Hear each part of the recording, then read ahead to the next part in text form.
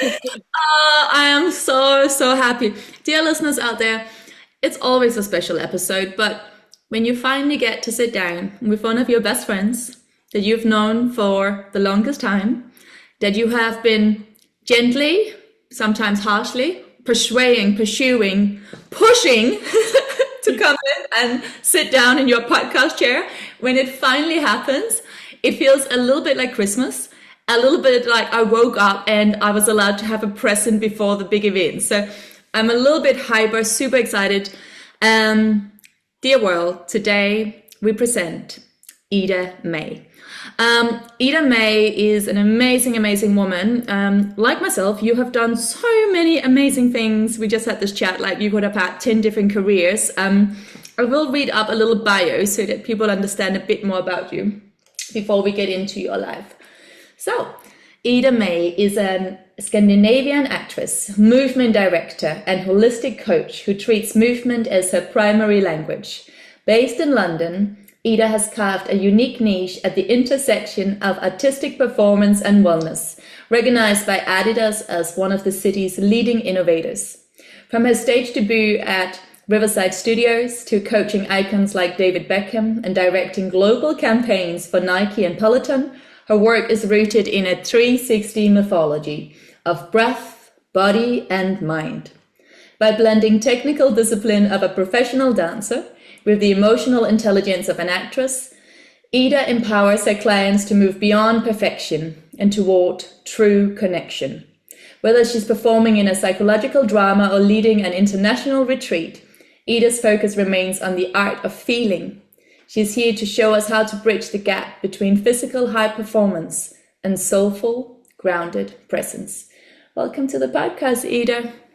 Thank you. Oh my God, it's like it feels emotional. It just feels emotional to hear that. It feels emotional to sit here with you. And we always had that amazing connection from the start, from going back 15 years. Yeah. Anyway, thank you for having me. Thank you for pulling me in. It's like, let's do it. So yeah. It's so beautiful. And honestly, Ida, it does feel like a celebration because it is this thing. I was trying to remember the first time I consciously remember connecting with you because, you know, we met in the world of dance, dance, modeling, some acting, you know, so many years ago. But I can't recall, I can't actually remember the very first moment. All I do remember is that at some point, we kept being in the same circles. We were in dance auditions together. We were in, TV commercial castings together. And I remember in between castings, in between waiting time, we would have these in-depth conversations. Like at some point you lost your voice. Like we had these like super in-depth moments of like almost like two magnets going like zooming in and being like, what's going on? Like really deep. And then, you know, life would take us other places. And again, we would have these zoom in moments. And I recall there was a time, one of these moments again, there was a time when we were in the basement waiting for a casting in Coptic Street. So like here in London, in the heart of London. And I remember I personally had not, I was doing yoga, but I was doing yoga for myself. I hadn't fully stepped into it as a teacher, a coach, etc. But I remember seeing you after the casting. We were standing out on the street, and I think you were on your bike or something, and we had this full heart to heart, and I was there going, I feel like there's just more to life. I feel like I'm waiting. My whole life is spent waiting for someone to pick me, someone to choose me, you know. And I remember you were like, yes, actually, you know, being able to run my own schedule and you know, saying yes when I really want to do something and not sort of being in that waiting game all the time. Like these are some of the moments that I remember as the beginning of me. Like I always felt inspired by you, but feeling that you were leading a life that I dreamt of. And so for me, you know, this, you know, honestly, it was just one of those where, you know, I felt so stuck at that moment in my life, and on paper my life looked very glamorous. I was modeling, I was traveling, I was dancing, I lived in the heart of London, blah blah blah. But inside I felt stuck. I felt like, you know, I actually felt like I was losing my soul, I was losing myself. I felt like I was kind of just this kind of empty shell. And so for me, that moment, that for you might just have been a quick encounter, I don't know, but for me, it meant so much that someone that I felt so inspired by and someone that I could relate to, you know, turned around and said, hey, there is another way. You can do this. So I just wanted to share this, you know, like you've inspired me so many times in my life, but this was one of them. And it might have been one of the ones where you didn't even realize yourself, but it really like changed my whole life. So thank you. Oh, that is huge. Obviously, this is something that we haven't discussed recently because we always have so much to talk about when we have our catch-ups. But it just kind of proves the thing quite enough. What? Because I was thinking your question was like, what's your soulful message for the world? And I was like, that's a huge question. But obviously, I think our relationship with what you said is it's always been like these huge things, like bigger than life thoughts and whatever. But anyway, thinking about what I've been thinking recently is like being out in the city, and I love like watching people, but also watching people makes me see how people are so turned in. They on their phones, they heads down, and the story what you've just told is like it's pre-lockdown, it's pre-phones and everything. And something what I still want to kind of do and be and feel is to say to people, like, lift your head up, like see what's out there, see the world, and because you're missing out these opportunities, and all these little moments that might be a fleeting moment with someone might mean something for somebody else. So it's just like taking time to be with people. And that is, yeah, and I think that's something what was so beautiful when we met, because there was a lot of times in between castings, you met people in person, you truly met them, and that is such a rare thing these days. So I think that's something I miss. But I'm going to carry on a little bit because I remember, you know, these moments, because it's like, what was the exact moment where we met? It's hard to pinpoint that down. But there was a moment, because I was just asked what you were talking, there was a moment when I had lost my voice, which is again another traumatic turn in my life. There's been a few of those.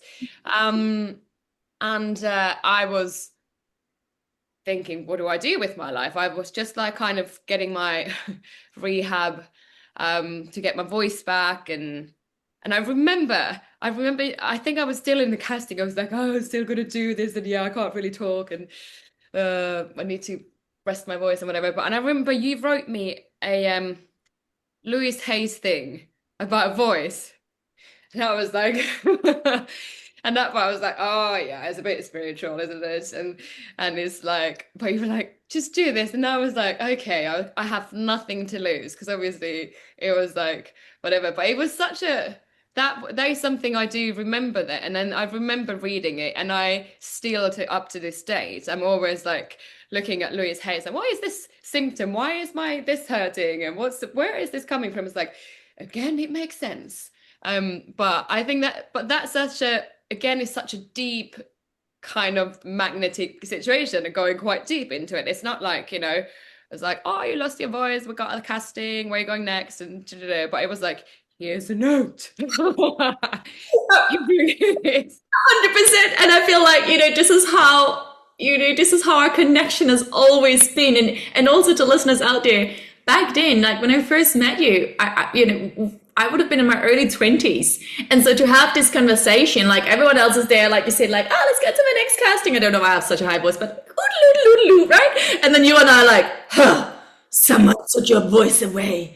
Don't give them your power. You know, like, here is the golden words, you know? And it's always been like that. It's always been like, you know, I feel it today. I felt it since the first time we met. Like, you always saw me, but you saw a part of me that very few people saw.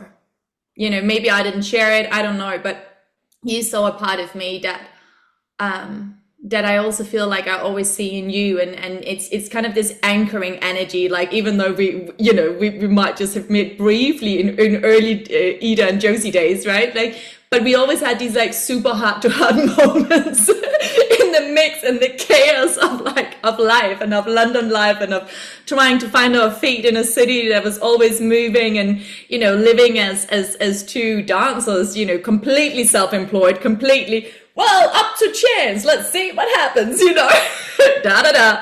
Anyway, I'm going to take you back in time, darling. So I always ask people to share with me as much, or to share with me and listeners, as much or as little as you feel comfortable about your upbringing. So let's go back in time.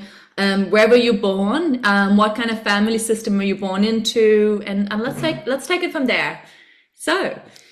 Okay, I was born in Finland in Kokemäki. It's a really small town in Finland, and I am the oldest one of the kids. I got three little brothers.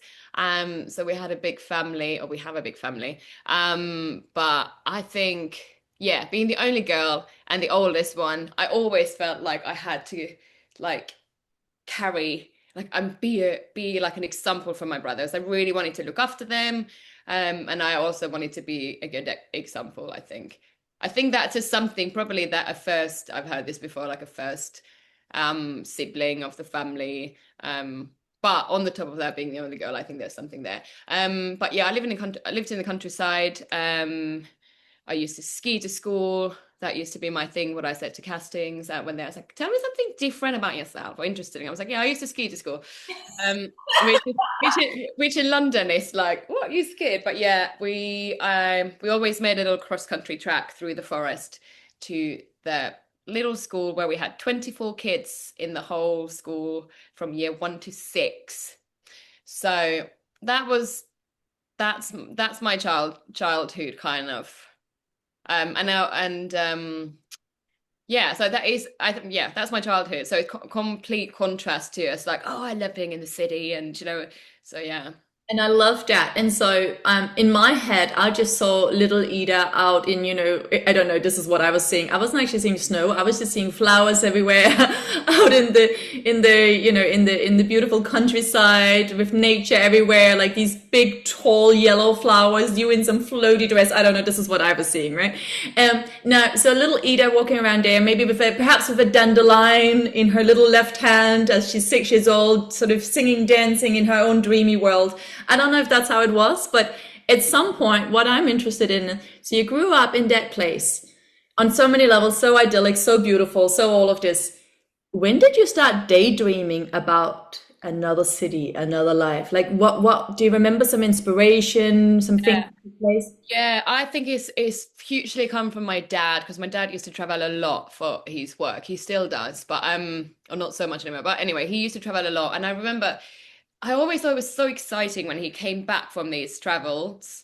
For him, the work wasn't that exciting because it was work. But for me, it was. Then it was like, oh, he's been to Africa or Zimbabwe or China or something. And I remember once we had 7 Chinese men, these businessmen, coming to visit us. And as a kid, you just like growing up in Finland, decades ago, you're just like, who are these people? But I think there's just something there. And we had really good family friends from Venezuela that came and visited.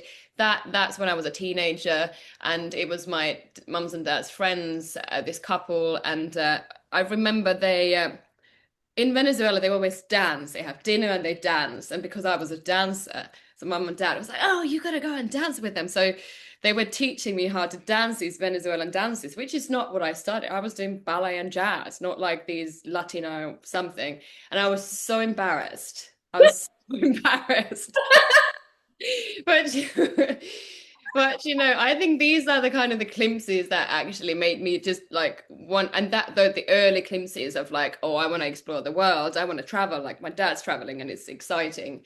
But I think that's kind of the culture that was brought into Finland, which really didn't really exist. Like, it was like Finnish people, there wasn't any foreigners in Finland that time. Like it was very kind of everything's quite Finnish. But yeah, I think those are probably the first kind of very first glimpses of Oh my Oh, God.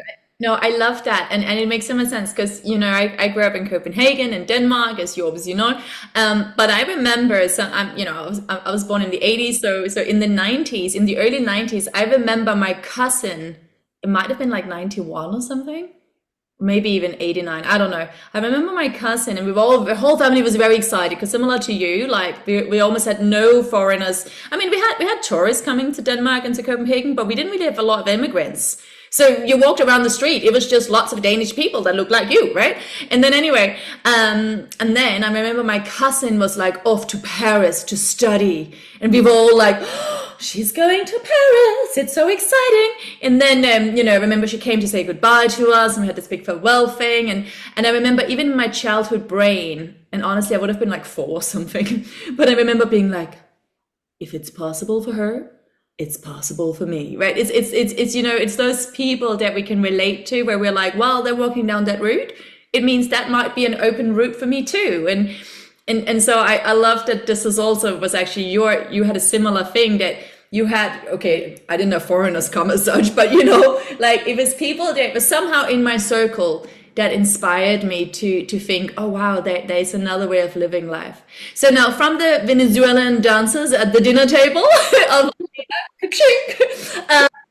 what happened next? What? Because I will say this. I know obviously you went to dance school and all of that, but I remember you also told me about some amazing trip that you and your friend took. Was it to Italy, like playing, singing flute?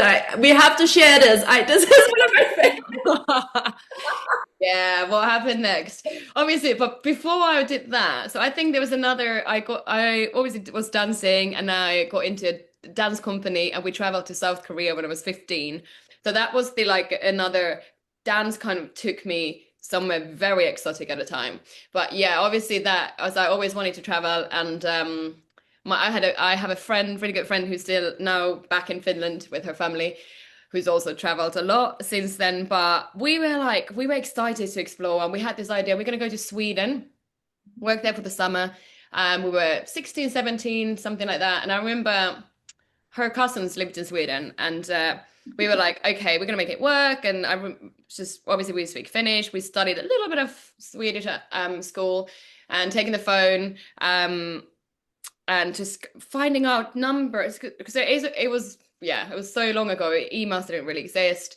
And we're like, okay, let's call this place. And we were looking for old folks' homes to work at, because she was studying to be a nurse. I was doing music in music college, but Um, but anyway, I need to tell you this because I think it was quite funny. We were so just like, oh, we'll just make it happen. I remember taking the phone, and I was like, oh, I'll just call the first old folks home and just like ask, how's it going? And I had written down the questions in Swedish, and remember they answered the phone, and I was like, oh, I can't understand what they're saying. So then I was like, okay, so I said in Swedish, can you speak a little bit slower?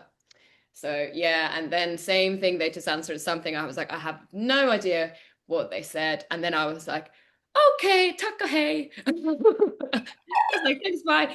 And we were looking at each other like, how on earth is this gonna happen? It's like we can't get there. Anyway, it did happen. We got our job in amazing old folks home, worked there for the summer.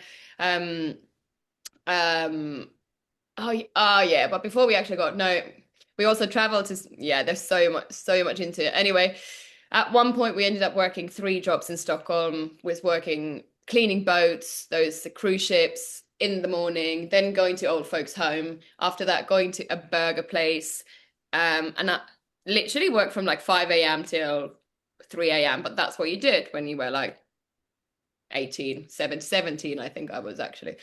And I remember waking up earlier in the middle of the night.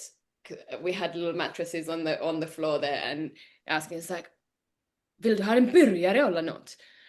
Or it was like, did you want a burger or something? And speaking out, like just kind of being a bit out of it. Okay, very long story to go into. We wanted to go into railing. That was the whole point of doing all this work, and we worked a lot. So it was like, it was fun. It was really, really fun. We learned a lot. We learned Swedish whilst we were there, and but we didn't have enough time to do the interrailing for a month. So we're like, okay, we're just going to go to Sicily for a week. Decided not to tell our parents because we thought it was funny. So we booked the flights to Sicily. I remember my mum and dad calling. It's like, how's Sweden going? And we're like, yeah, it's all really fun. And this is time before. No. We just got mobile phones, so we did have the mobile phones, but and we sent summer like postcards from Sicily to our parents. So by the time we've returned from Sweden, and this was all in 2 months' time, Sweden and Sicily got back to Finland. Thank God we were safe and sound. I would never ever do anything like this now at this age. But we just thought it was funny. And then my parents got a card. It's like, hello from Sicily. And they're like, what, have you been to Sicily? Anyway, we thought it was really fun and crazy thing. And it's crazy to think that, because if I go anywhere traveling now, I'm literally like pinning my locations and saying where I do. But we were 16, 17, and we met these Italians and went on a scooter ride to a nearby city, Palermo or Cefalù or whatever it was. Happy-go-lucky kind of thing. No fear whatsoever. It's just like enjoying life. But yeah, crazy times, fun times looking back to it. But that was also something that we loved, traveling. Long story about Sicily. I love the story, and I think this whole thing of like, this beautiful spirit of really just following your heart, and then also the willingness, like the realistic willingness to work hard. Like, okay, so you're here now. Well, we're just gonna take on 5 jobs because hey, that's gonna pay for the next thing we're doing. Like, so it's not this thing of. I think for young people, if you are there listening, I think it's a really good thing to hear, because I'm not saying that you have to work your ass off, but what I am saying is, I just think, nowadays, because we're sold this story that everything should be glamorous, and you can just pay with a credit card, and it's like, yeah, and then you have debt for like a million years, and this thing of like, when you're super young, we have so much energy. I was the same like you. I came over here at 16. I worked a million jobs. I hardly sleep. What was sleep? What was sleep for? Like when you're that young, you have so much energy. And as long as you allow yourself, and of course you're supported in whether your parents know where you're going or not. But if you find something, that you love, that's so special. It's so special. And so the fact that you girls were like mature and responsible enough to go like, okay, we'll get some money, we'll make this work financially, we're willing to put in the hours, but then we want to follow our dream, we want to follow our heart, and we want to see what's around the corner. I just loved it so much. So with that in mind, when did let's take you into when you arrived to London. What brought you to London? Well, so obviously I ended up from music college, I ended up into dance college. With that dance college in Finland, we went traveling and we performed in New York, which for me was like, right, after I graduated from Finland, I worked there for a year as a dancer, and I was like, no, I want to go further. And I want to see more of the world. And my 2 choices were either New York, where I already been and danced and trained, and I loved the energy of it, or London. And that year I applied to 2 colleges in London, and then I had 1 college in mind in New York for dance and theatre. And obviously London was a lot closer. It was a lot easier being part of Europe. Obviously my mum and dad were happier for me to be only a couple of hours flight away. And it was cheaper as well, because we were still part of Europe, to study in London. I had an audition for the first college. I didn't even do the second because I got into that college. So that was kind of it. And I was like, okay, done. And that's how I ended up in London. I love that, because I never knew about the New York being kind of on the cards as well. I never knew this about you, because I auditioned originally for London, but also for Sweden, and I got in both places to different dance schools. And I was like, well, what's the point of going to Sweden? So what? I'm going to be like really good at speaking Swedish that no one speaks. So for me as well, London was the natural choice. But later on in my life, I did want to go to New York. I did try and sort of pursue it a little bit. But similar to you, I kept thinking, oh my God, but it's so far away from Denmark. Whereas London was, even I've been here for 24 years, even living here now, I don't really feel like I live in a different country to my family, like, because it's an hour on the flight. It's so close by. So I I get that, but I didn't know that that's another thing we share in common, this like little New York dream. In Yeah. New York. Yeah, okay. Yeah. And it was quite interesting because coming from Finland, I think New York and London were the two like West End or Broadway kind of places to dance and do theater. And I fell in love with the energy of New York immediately. And I remember coming to London, I had very hard time. In my head, I thought they were very kind of similar energy. And I really had hard time for the first year especially to kind of get into the rhythm or get to know people or even, I mean, to get anything, to even open a bank account. But you know, it was I thought New York sucked you in, and London was like, it's been a slow burner, but like you said, like it is my home and it is my love, and I would not change it. Been here for like 20 years. So, but they had very different energies, like 100%. And that whole thing about the bank account, like I know that, like it's, I find it hilarious because I know, like, again, I can sit here and dive into your amazing career highlights and all of this, and I'm like, let's talk about the bank account. But I just think, sometimes it's like the little anecdotes that really shares so much in a short space of time, so much more than a big name or a big experience can do, because it's the little day moments where we're like, because I remember I was 16, I was in London by myself, and I was like, fuck, I can't actually open a bank account because you needed to prove so much. And there I am, little innocent ballet girl, Royal Danish Ballet. I almost walked in my pointe shoes and my tutu, right? Like, so innocent.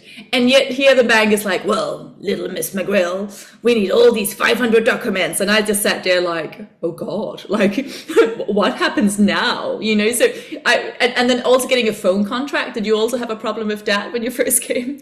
oh, I can't even remember the phone contract. But I think those are the little things that have made us who we are and have also like what we've discussed before. It's like those are that kind of mentality has helped us to be and do what we do up to this date. Because I don't think like as people we haven't changed. I am still the same girl in Sweden. Actually, what I did, because I've been there working for those summers, but I did because we had a job but we lost the job, and I was like, I'm just going to take my flute, and I was playing the flute on the street to get a bit of money. So I was like, you just like, oh, I'm just going to make it work. And for me what was then is like, I'm not going to turn back home and go to Finland to my mum and dad. So like, we failed, and I was like, I am going to make it work. And a similar thing when we came to London, it was like, oh, you can't open a bank account because you don't have a job. And then it's like, well, you can't get a job because you don't have a bank account and all that kind of stuff. And he's just like, I am going to make this work. You know what? That's so true. It was just the mantra at the forefront of the head. I guess I had exactly the same. Like my first year in London was so incredibly hard. And on many levels, I was very blessed. I had a scholarship to this dance school, so my days was structured in that way, and the money, at least for the school, was paid for by the scholarship. But even so, I had exactly the same thing. Like whenever I was like, oh my God, this is so overwhelming. At no point, not even for a split second, did I think about going back at all. I was like, there is no going back. Like there is no way. Like that wasn't even a possibility. And I think like what you're saying is so true. It's that thing of if you choose to venture out on a route unknown, less trodden by people you have to be prepared. Like I think in a way, one of the best things we can do, like you said, is actually to have that firm idea. There is no plan B. Like this has to work. Because when you always have like, on one hand, the ego is like, oh, it's nice to have a plan B. You can always fall back. And it's like, yeah, but then you don't actually fully apply yourself. When you have this idea that, well, there is no going back, so we're going to have to make this work, then you do find a way. Yeah. There's another flute moment that came to my mind because I did used to play flute and I was meant to become a musician, but I didn't. I became a dancer. But there was a time also when I wanted to come to London before moving here to work for the summer, and then all of a sudden my passport broke. So I had to get a new emergency passport to fly to London for the summer. And I was like, I don't have the money to pay for the passport, but I do need to be in London because I have paid for my flights and I am there for the summer to work. And I was like, how can I quickly make money like that? So what I did, I took my flute, and way back, I don't know if those places exist anymore, but I took it to the shop who gave me money. So I left my flute there. They gave me money, and I could get my passport that way. And then obviously like you pay interest or for them or something, or you leave your flute there or whatever. Pawnbrokers or something. It's called something like that. Something like that. Or you can do it if you got jewelry or whatever. And I was like, the flute was the most expensive thing I had at the time. And I was like, right, I'm going to put that there.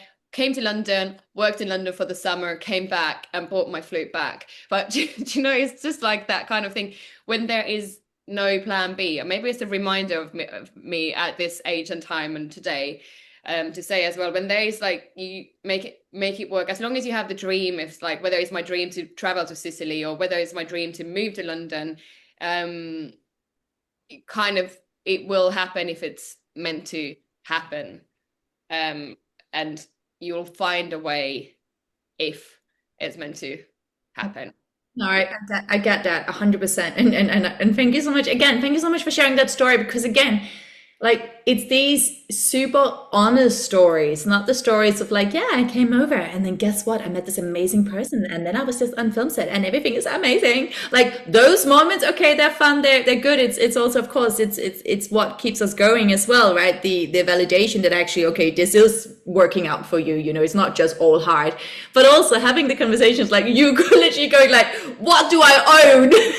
Let's dig out the treasures thing, you know, and bringing out your flute. I love it.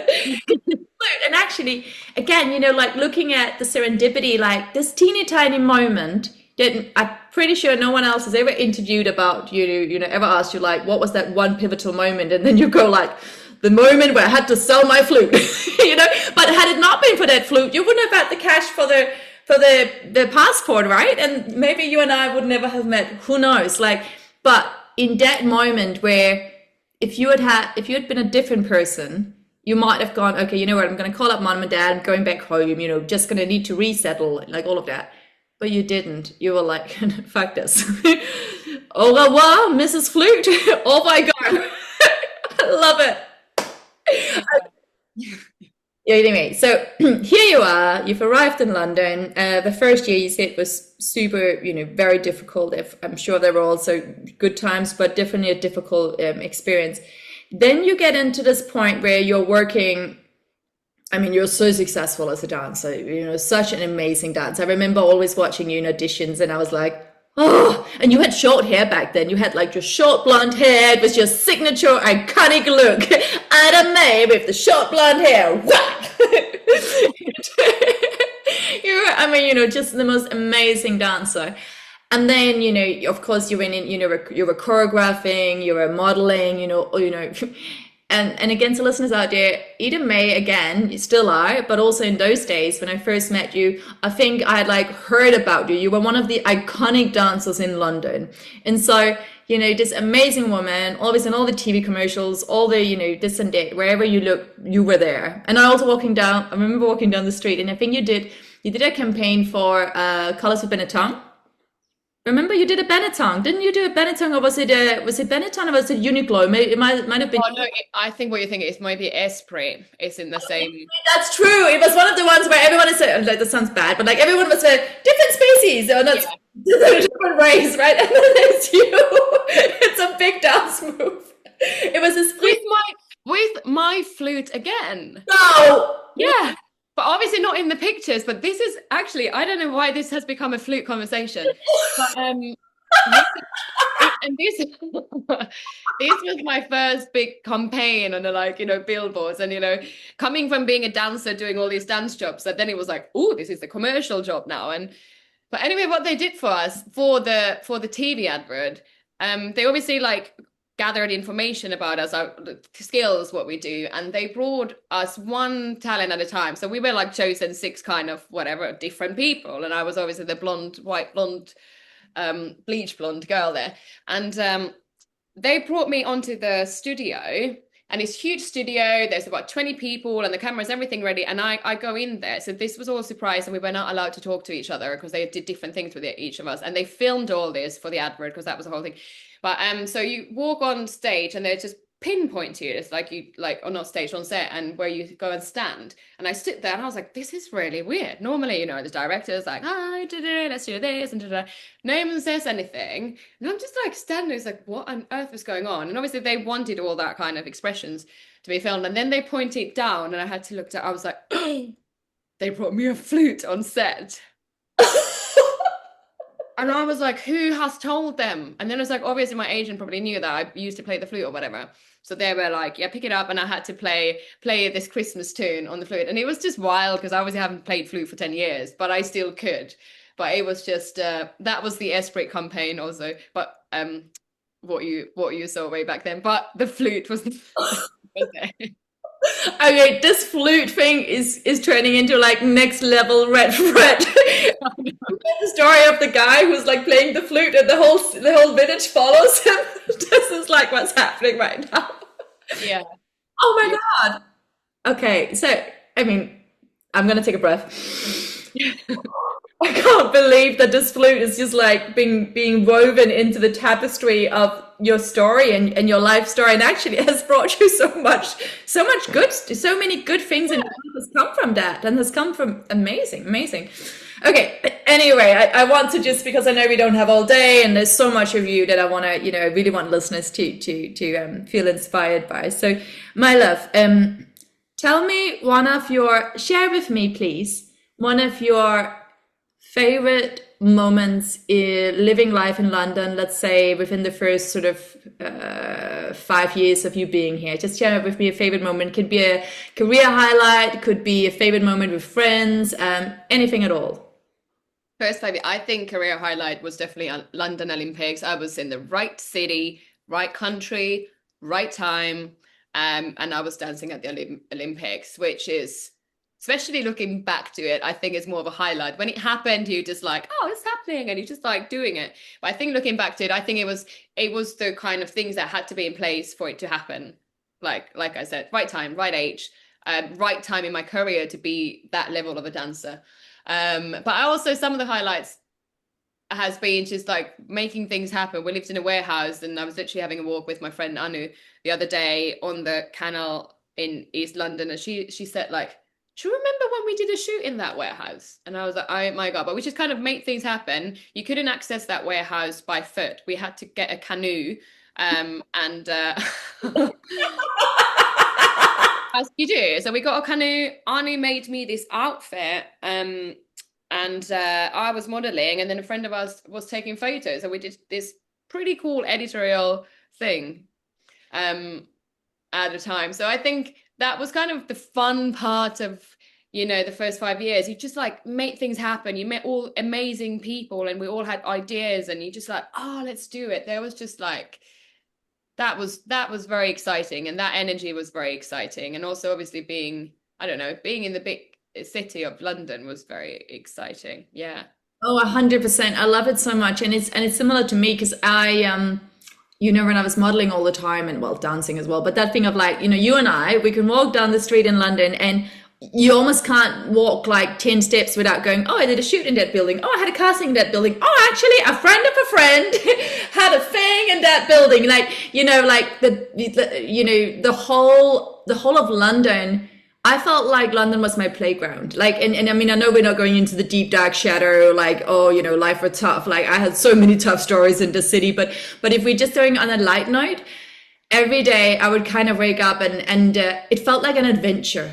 It, and I think and you touched upon something I think that's super relevant to people out there, again, whether you're a dancer, actress, whatever, even if you're someone who's not into the arts, but we lived a life where we got to see so many different people in person, because all of the casting was in person. And so, we visited all these different companies, all these different agencies, all these different people. Like, it was such a hands-on, like, I'm trying to touch the screen here, like it was a physical experience. And so even though essentially I came to London by myself, in many ways I never felt lonely, because I was always out talking to people. That was part of my daily job, right? Like, doing all those castings is also how you and I kept bumping into each other. And this is something, like your whole thing of the message of like, make sure you look up. Like, this is something that we are surely but slowly losing if we are not very conscious of it. So I just want to sort of like I think this is a really important part, like, living life in London, at least for me in like the early 2000s, it was just that thing of constantly, you would bump into and become friends with people that you were casting with and doing work with. But it was all in person. And so there was this kind of, I guess, a sense of, a deep sense of community, even if you only saw each other randomly every now and then here and there. But it was, I keep stopping myself. It was just this thing of by setup, by makeup, by progress, we were destined and designed to meet in person. Whereas now we really have to look at us. We're even doing the interview on Zoom. We could do it in person, but actually it makes more sense to do it on Zoom today. So just that thing of life back then, and this is important for young people, it was set up that you got your social needs were kind of looked after by setup, by design. Yeah, 100%. I think that is what and I don't want to lose that. So it's like making conscious effort of not being on my phone and keeping the eyes up. And I think the other day, Sunday morning, we were walking down in Fitzrovia, and I was like, I think that's Spike Lee. And and now I was like, that is Spike Lee. And I was like, and we literally brushed shoulders, and he was looking at me, and I was like, and now I wish I would have stopped him, but I was like, is it him? Is it not? And then I went to Google, I was like, it was him. But I think these moments, that is just a moment to even just acknowledge that he was there.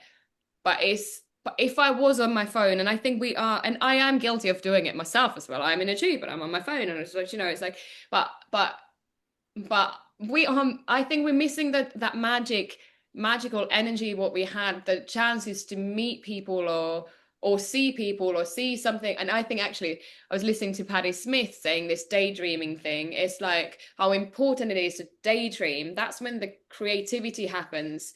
When we're not on the phones or anything, you're just wandering and not doing anything but daydreaming, and that's when things pop in your head. So I think going back to like those casting days, we were so lucky to have that real kind of tangible moments of meeting people. And I think that's why I love acting so much, because that is just being present with that person who's in front of me and really truly connecting. But yeah, it's like whether or you're a younger person or older, whatever, it's just like, or being me, it's like I trying to be conscious of lifting my head up, lifting it off the phone, and living the adventures that we lived when we were 15, or the adventures in our heads when we were 10. I just want to have that kind of same mentality, or tap back into it if I start losing it. Oh, I absolutely love that. And I sat here with like the perfect thing to take us onwards with. And then I got so present with you, and I was just listening to everything. And now you paused, and I'm like, I'm supposed to say stuff. But all I'm doing is like sitting here, taking you all in, and like listening to you and studying your gorgeous cheekbones and reminiscing in my mind of like early Josie Eda life of London. But let me pull myself back into body. Yeah, I just think exactly like you said, this thing of like consciously choosing to physically meet up and choosing to spend time in the body. And this was, here we go, now I remember it. When you said this is when I chose to go more into acting and do more acting, this is how I feel when I do acting, all of that, and you're so present. When I look at you, and including myself too, because we are very much each other's reflection, there's a song, and it starts out by saying, I have been 1,000 different women. Right. And I think, that's why I so wanted to get you on here. Like, not only because your energy is amazing, not just because you're fucking ridiculously amazing CV that keeps expanding and just super inspiring, but this thing of like, I'm getting goosebumps, you of all people that I know have allowed yourself to embody and explore, and will continue to do so, all these 1,000 different women within you. You've never said, oh, I grew up in Finland, so that is me. Like, there was a calling, and so you went with that calling. And even when the times were hard, you kept exploring these other women that are in you. We are, I love to call it, we're multidimensional beings. We are not meant to be just one thing. We are ever-changing beings in an ever-changing world, and just you know, the ego, the mind, society, so often it's so easy to listen to a voice that goes, hey, you're supposed to be this way. Don't go outside the box. Don't try and become a different flower. Don't put on another jacket, right? Like, and with you, like on all levels, like your look, your look, how you live your life, where you live your life, you know, like what you do, not just for a living, but what your passion is, all of this continues to open and flower and bloom, and it is so incredibly inspiring. So yeah, please do share with us. So you came over here initially as a, you know, amazing performer, a dancer. Like you said, the flute was meant to be a musician. I didn't never actually fully understood how important that flute was. I'm sitting here going, whoa! Because all I remember is one day, because you know, you and I have ran many retreats together all around the world, and one day sitting in some amazing chateau in France, I remember turning around to you, and at some point I was like, hey, maybe we should do some singing, you know, because you know, you do voiceovers, I do voiceovers, and I was like, Ida has an amazing voice, and you were like, Josie, I've already done this, like I've lived that life. I was like, whoa, okay, I didn't know you would already been a singer. I'm sorry. But so anyway, so you were, you know, you are now in London, you've been here for a few years.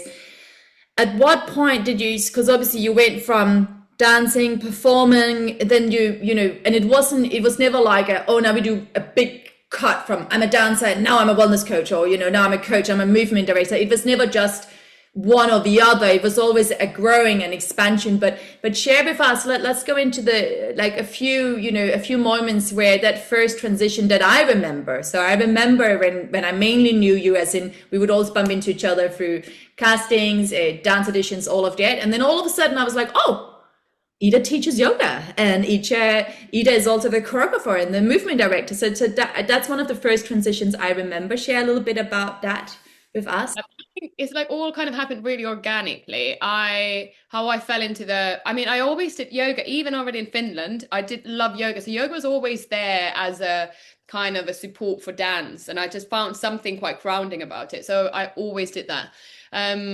And I was in a music video, and a friend of mine, he said, like, do you want to come and teach in our studio?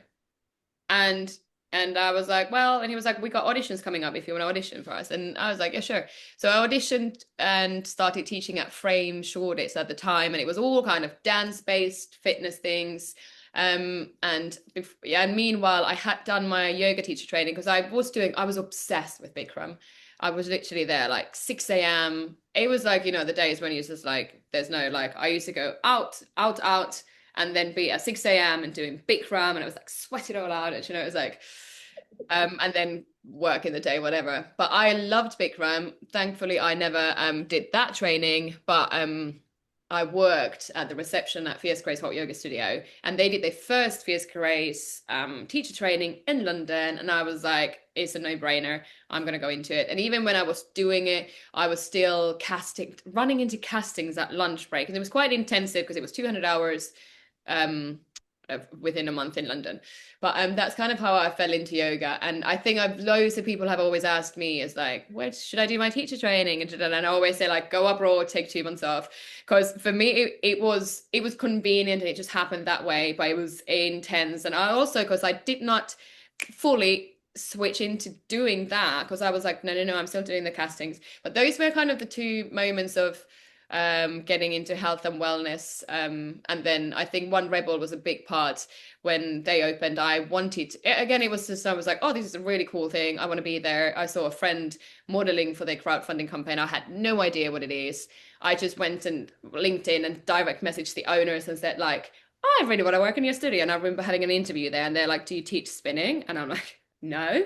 Wait, no. Do you have a PT qualification? No.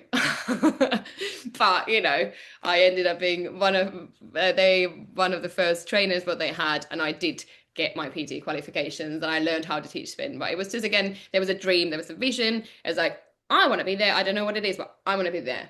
So that's kind of how I kind of went into the fitness and yoga, and then kind of that took me almost eventually. So it was gradual, but it took me away from dance for a moment. No, but I love this. And I think it's also, I mean, so there's so much in there, but just to sort of like make it, turn it into a bit of skeleton. Again, in today's day and age, I think it's so easy because we have, and now with AI as well, we have so much where we can kind of strategize. We can put into AI, hey, I'm here now. I want to go there. How do I get there? Right. And then assuming life does not change anything for you, then we can work out the steps. Right. But I think, so my point is, even when we want to take we want to take the train or whatever, we want to take the bus, we can city map it. There's always an app that can kind of tell us where to go. On one hand, it's amazing, but on the other hand, it also creates a loop within the brain that almost teaches us that we're supposed to know it all, and we're supposed to always just, as long as I follow my app, as long as I follow AI, as long as I follow something else or even my own ego, then things will be good. But your life story, my own life story, is super organic. You were here, then a thing happened, this felt exciting, someone else was like, oh, you're good at this, or hey, have you thought about this? And because it felt right, you just kind of like, walked over to it. I'm doing this walking thing with my fingers. You walked over and you even said, I fell into it, right? You fell into it the way we fall in love. We don't think our way to love. We don't strategize our way. We might try an app. It may work. It may not. But, like we don't sit there and go like, you must love me. This is what my AI said. Right? So we allow a space. We allow a gap. We allow life to kind of live with us. I'm not just here on the planet by myself. And so your journey, like being this organic thing, and then of course, because you came here so young, as did I, and then of course that thing of, okay, so then you went into the health and fitness, and on one hand amazing because you're super amazing at it, but on the other hand there also comes a point where it's like, is this still me? Like, just because I'm good at it doesn't mean I want to do it forever or in the same way, right? And I think this is a really critical thing to keep asking ourselves. Like, so often in my own life I've been like, oh, someone would be like, oh, you're really good at this thing, and I'm like, yeah, actually I am, I'll do more. And then all of a sudden, and then I think part excitement of being chosen inverted commas, and part excitement of, oh, it's something new again, this is another woman in me, I'm going to try her out, let's see how her and I dance together. But then this thing of going, just because I'm good at it doesn't mean I want it, or maybe I don't want it forever, right? Because everything is always changing. So here you are, you're one of the, again, so you made it from, again, it was never like a cutting anything off, but you went from one of the main dancers in London, then into the main fitness wellness thing, and then into one of the main movement directors, and then the acting. And of course the acting was always there. I'm not saying it wasn't, like, no, as a performer, you've always been a performer, even from the Venezuelan dancers back home in Finland. but share with us a little bit from this moment of being like, okay, because I remember you and I were running retreats a lot under Nordic Sisters, and I do remember at some point, I remember turning around to you and I was like, do you really want this at the moment? And it's okay if you don't. I just need to know your truth at this moment, because if it's not right for you, maybe it's right for another time in your life, and it's great, but please don't do something because you feel that you've kind of made a promise to me or to our clients or anything. And I remember you were like, at that point you were like, yeah, I want to spend more time acting, like that was a transition I remember for sure. Yeah, I remember. I think you asked me that question. We were at the what's the hotel in King's Cross? Not Sanderson, it's the Standard, at the Standard. And I remember you asking me that question, and it did make me think, because I think it's like, because it was like by that time we've been in the fitness world for like 10 years, a decade, and we've run amazing retreats around the world. And it goes back into the thing, is like, is this inspiring me? Is this challenging me? And it's like, yes, I did enjoy it when we did it. And then, but then it got to kind of, but I think it's like, and when you asked me that question, I was like, well, I don't know. I didn't have the answer then and then, but it did make me think about it. It is, and I think always, and it goes back into being 1,000 women, and it goes back into how I first stepped away from fitness by losing my voice, which was a huge kind of physical thing that forced me to ask myself, am I speaking my truth? Louise, hey! which I wasn't. but I was just kind of on the ride, and I kind of losing parts of myself, or losing who I am and what do I want. And it's like it's always hard to be that become the other woman or whatever, but it's also beautiful to allow yourself to shift into that direction and change, and not knowing what's coming. But yeah, going back to, I don't know what I'm talking about, going back into, because I always shift into a journey from The one standard. question like, You've been the standard in King's Cross, and I asked oh, you. yeah, and what why but yeah, I've always loved acting, and I always wanted to be an actor since I was like 12 or whatever. And I've just like it was almost like I can't do the plan B, because I've just like at that point all the health and wellness seemed to be the plan B, which I still love it. I still do events and personal training and stuff, but but doing multiple things also is like prioritizing what is my number one. And my number one at the moment is acting, and that's what I love to do, and I want to do that more. So it was a really good question to ask, and I think that's the struggle of doing many things and enjoying many things. And also it's something for my brain. I like switching from movement direction to do a voiceover, and now doing photography and stuff, but I think it's important to remember what's your number one, but because it's also easily to happen if like it's like, oh, I don't know, it's something I genuinely, it's been quite hard to think. It's like, is this what I want to do? What is my true calling or true voice? And but it's just going back to a basic question: what is it that excites me? What do I get excited about? And just following that and living the adventure. And if yeah, what is it that excites me? And challenge. And I always think you have to challenge yourself. You have to keep learning something new to kind of keep that spirit and energy going. And that's, but it was a turning point, you asking me, and at that point I was like, I don't know. But it made me think. Yeah, so thank you for a very honest question, that I knew that I just have to have a very honest answer. Oh my God, I no, but I love it so much, Ida. And this is again like it's so inspiring for everyone else out there to hear this, because I think, again, in society, in the world, so often we can have this idea, we call it the dream life, as if there's only one. We call it let's find the one, as if there's only one. It's this underlying idea that at some point in life we're supposed to find the one thing that we love, the one man or woman that we love, the one house that we love, right? And then and then if you are a person that actually I'm not saying go like love many people, I'm not promoting this, that, or the other, right? Hey, each for their own. But what I am saying is I always personally relate everything to nature, because nature is so fucking awesome at being authentic. Nature is like, this is who I am. Nature, like an oak tree, doesn't stand there and go like, oh, if only I was a weeping willow, life would be great. Or a tulip is not like envious of a rose, right? A tulip is just like, here I am blooming, not for very long, but enjoy me while you can. Like, and I think for myself personally, it's like I've always felt kind of the noise of whatever voices it was, outside voices, my own voices, I don't know, this kind of noise, the dissonance, the disharmony of going, hey, what will be your one thing? As if it was a failure to not have one thing.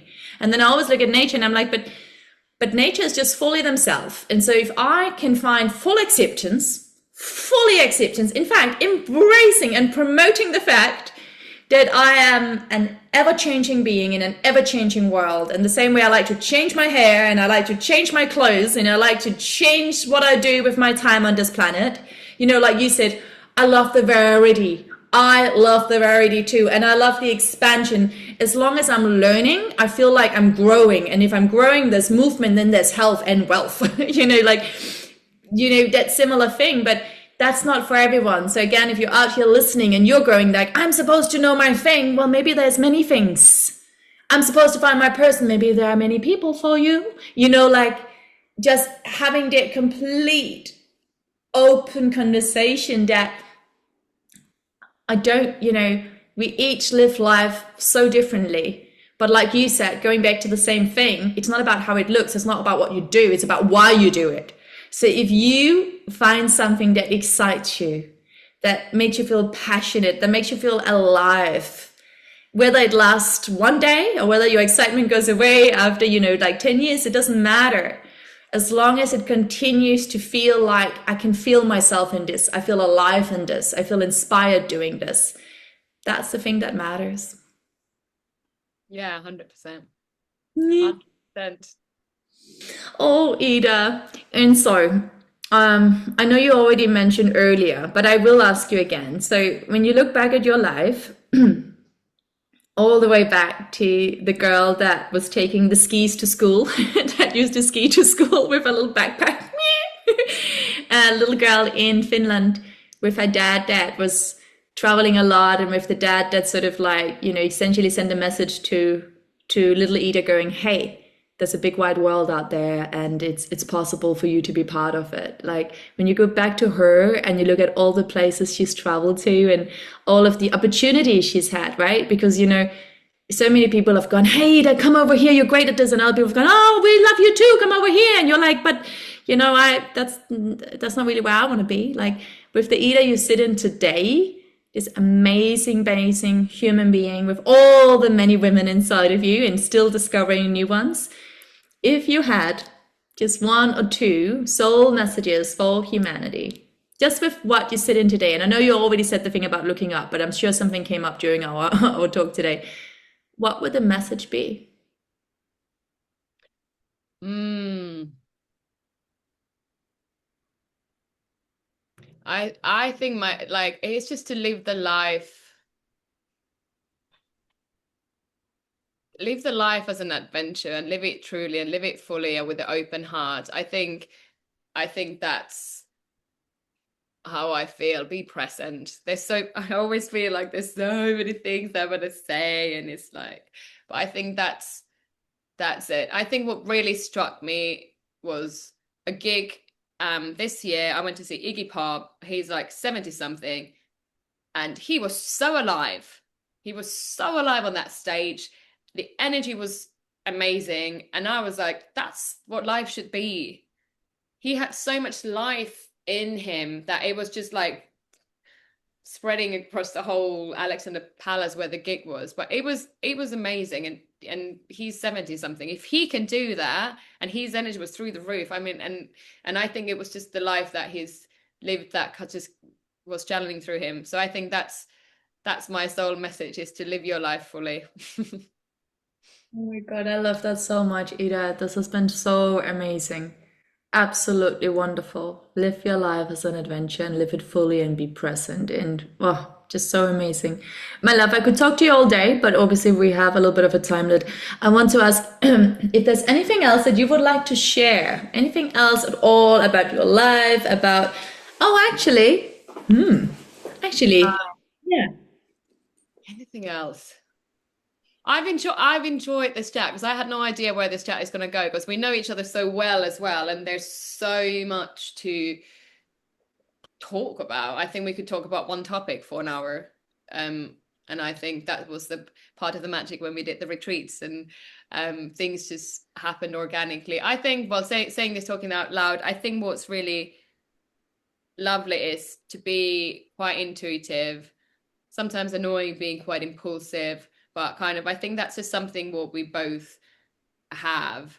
And I think when we worked together, it was the ebb and flow and the listening, and kind of things happen naturally, is the beauty of kind of life.